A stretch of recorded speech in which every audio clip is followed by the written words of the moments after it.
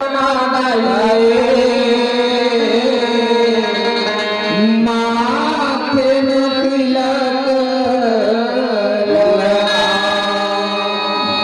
मैया की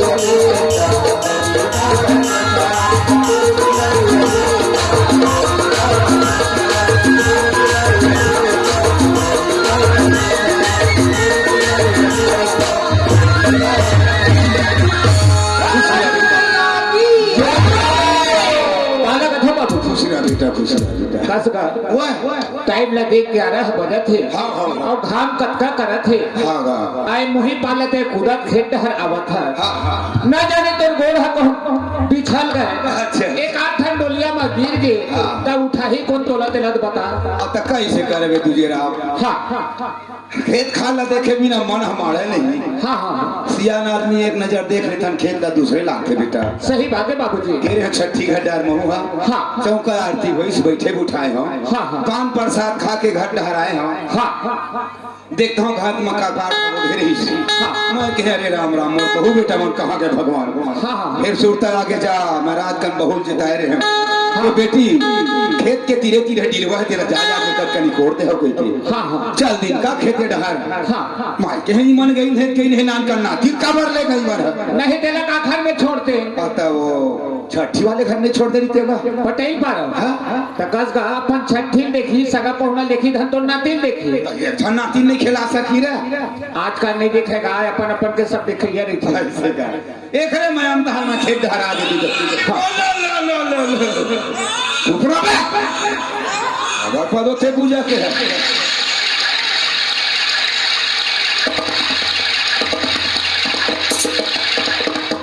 साहली कैसे मोर पेट है का लाख है बेटी तबे बहु कहत रही हां आए तब के सुबह खिला दई लइका अच्छा, अच्छा। कैसे रो धरी बाबू पैता के हाँ, हाँ। वो सुसु करी तोरे पर हां तेरे साले मोरे ऊपर सुसु कर दी तो एक काम करबे बेटी हाँ। घर में जाऊं कुर्थल काट दे बिया हां और गड्ढा जेवन पानी बन के कहा बाबू बिहनिया काहे हम तो अरे राम राम देख तो मोर जीवन पाए के समय हो गई बेटी लिखा हो गया चला घर डर जाओ और जीवन गुण बना डर गए ले चलता तुझे राम हाँ बाबूजी। घर की खेती बेटा हाँ। घंटा 2 घंटा कमा लेता उतने काफी होतेगा सही बात है काबर हम छत्तीसगढ़ के गरीब किसानन हाँ। किसानी हमार कर्म किसानी हमार धर्म गा यही किसानी करत करत हमार पुरखा पहाड़ मंतर गए तुझे राम बाबूजी तो जाकर चलत रही तो तय कमा है बाबूजी हाँ हाँ हाँ यदि हमार जाकर चलत है हाँ। ये धरती में एक सेवन नहीं करबो तो हमार जीवन कहाँ चले हाँ बाबूजी चल घर बेटा तू ले चल चल बेटी चल बुआ